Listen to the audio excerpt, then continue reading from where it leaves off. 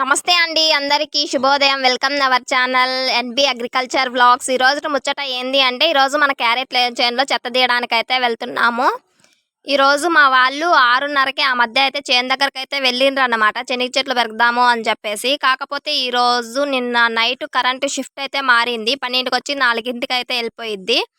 ఇంకా నైట్ యాడో పైప్ ఊడిపోయి స్ప్రింక్లర్లు అయితే నీళ్ళు అయితే పోయినలేదంట. ఇంకా తడిచిన లేదు. ఇంకా క్యారెట్లో చెత్త తీయడం అయినా జరిగిద్ది అన్నట్టు ఇంకా క్యారెట్లో చెత్త తీయడానికి అయితే వెళ్తున్నాము. మాకు కూలి వాళ్ళు వస్తే 7 గంటలకంతా పొలంలోకి అయితే వెళ్ళిపోతాము. ఇంక ఈరోజు కూలి వాళ్ళు రావట్లేదు కాబట్టి ఇంటి దగ్గర కొన్ని పనులుంటే చక్కబెట్టుకొని ఇప్పుడైతే బయలుదేరుతున్నాము క్యారెట్లో చెత్త తీయడానికి. అమ్మమ్మ ఏమో రాగిన్ను కోస్తాను అని చెప్పేసి అమ్మమ్మ కూడా వస్తుంది. ఇంకా మేమైతే క్యారెట్లో చెత్త తీద్దామని అయితే వెళ్తున్నాము. ఇక్కడ కనిపిస్తున్న బస్తాలు వచ్చేసి చెనిక్కాయలు అన్నమాట. ఇంకా చేనులోకి రాగానే అదిగోండి చెత్త తీయడం అయితే స్టార్ట్ చేసేసినాము. ఇంక ఈరోజు ఇక్కడ అయితే షిఫ్ట్ అయితే ఒక కరెంట్ మారింది. మార్నింగ్ 5కి వచ్చి 10కి అయితే ఆఫ్ అయిపోయిద్ది. ఇంకా చూస్తున్నారు కదా మన క్యారెట్ చేనులో ఏ విధంగా కలుపు మొక్కలు ఉన్నాయి అని చెప్పేసి. కలుపు మొక్కలు అంటే ఇది కూడా కురాకు అన్నమాట. కొంత సైడ్ అయితే అటికి మామిడాకు అంటారు, మేమైతే మదారాకు అంటాం. ఎర్ర మదారాకు, తెల్ల మదారాకు అని చెప్పేసి 2 రకాలైతే ఉంటుంది. ఇంక ఇక్కడైతే క్యారెట్ మొక్కలు అయితే కనిపిస్తున్నాయి కదా. క్యారెట్ వచ్చేసి చాలా పలచనైతే అయిపోయింది. మా వారైతే తెచ్చినారు కానీ ఇత్తనాలు ప్యాకెట్స్ కాకపోతే అన్నీ చల్లలేదు, నిలిపేసినారు. ఎండాకాలం కదా కొంచెం ఒడుపుగా చల్లింటే మంచిది అని నా అభిప్రాయం. మరి మీ అభిప్రాయం ఏందో కామెంట్ చేయండి. మొత్తము అటికి మామిడాకు పాయలాకే ఉంది. ఈ పాయలాకు అస్సలు చావదన్నమాట. దీనికి అస్సలు చావనేదే లేదు. ఎన్ని గడ్డి మందులు కొట్టినా కూడా అస్సలు చావలేదు.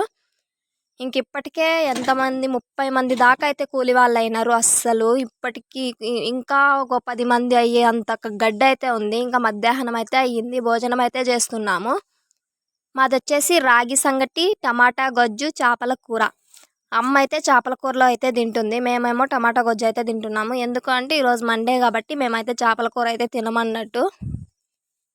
ఇంకా అందుకని చెప్పేసి అమ్మ అయితే చేపల కూర అయితే తింటుంది. కొన్ని స్నాక్స్ అయితే తెచ్చుకున్నాము. ఏంది అంటే చక్కిలాలు. నిన్నైతే ఒక చిన్న ఫంక్షన్ ఉన్నింది, మా అమ్మ అయితే చక్కిలాలు అయితే చేసింది. ఇంకా ఆ చక్కిలాలు అయితే తీసుకొచ్చుకున్నాము.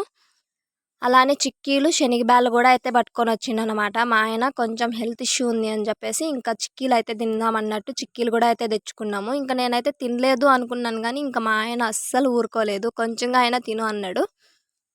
ఇంకా అందుకని చెప్పేసి కొంచెంగా అయినా తిందామన్నట్టు అయితే పెట్టుకున్నాను. కొంచెమే తిన్నాను, ఇంకా అది కూడా అయితే వదిలేసి కడిగేసాను అన్నమాట. అస్సలు తినబుద్ధి అయితే లేదండి. మళ్ళీ లేడీస్ ప్రాబ్లమ్స్ కొన్ని ఉంటాయి కదా, అదే ప్రాబ్లం అయితే వచ్చింది. అందుకని చెప్పేసి అస్సలు తినబుద్ధి అయితే లేదు. ఇంకంతా వదిలేసాను అన్నమాట.